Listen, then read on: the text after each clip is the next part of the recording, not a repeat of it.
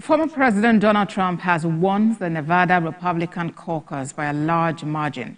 The only other person whose name was on the ballot was Ryan Binkley, a pastor and businessman. It means Mr. Trump will take all Nevada's 26 delegates, the system used by the parties to determine their presidential candidate. And as Mr. Trump records more wins, President Joe Biden has had to respond to accusations regarding his handling of classified documents from his time as vice president.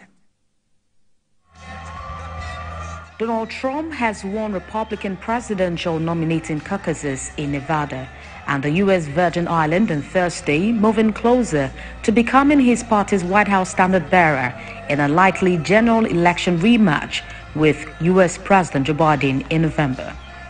Trump, the frontrunner in his party's nominating race, was the only major candidate competing in the caucuses and was set to win the state's 26 delegates to the party's nominating convention in July. And they've done a great job, especially in New York, where we have a lot of unions. I've had great relationships with the unions. We're with Sean O'Brien, as you know, and Fred Zuckerman. And they're terrific people, great leaders, actually. And I think we had a very productive meeting. Stranger things have happened.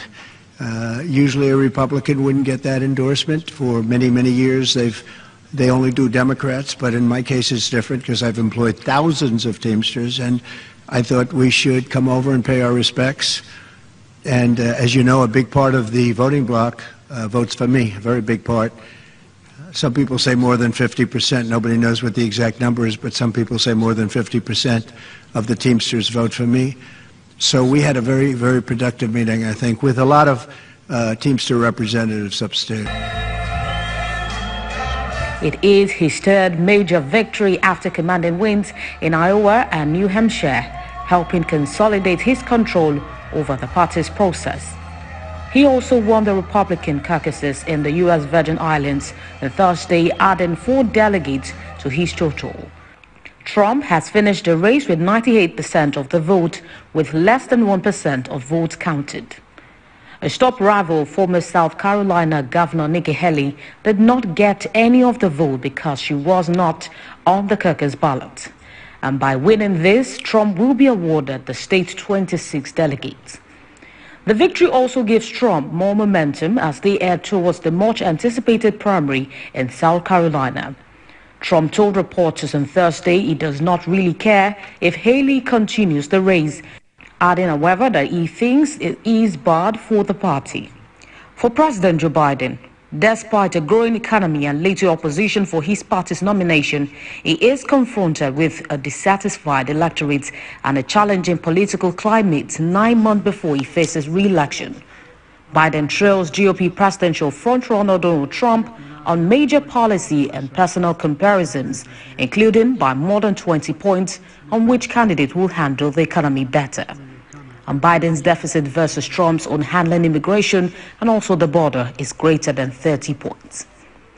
Joe Biden made a short last-minute speech on Thursday after reports from the Justice Department questioned his ability to remember key events and facts, while also clearing him of criminal charges over his handling of highly classified materials.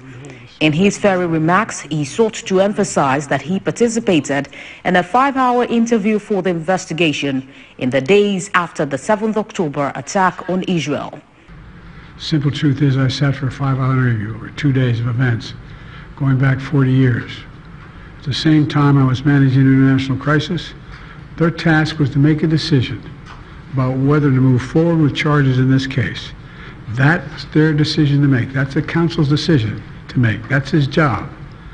And they decided not to move forward. For any extraneous commentary, they don't know what they're talking about.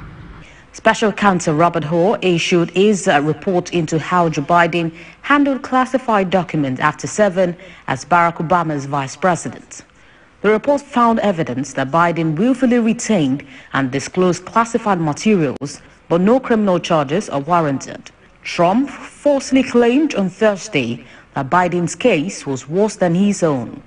The former president said in a statement, "The Biden document case is 100 times different and more severe than mine. I did nothing wrong and I cooperated far more."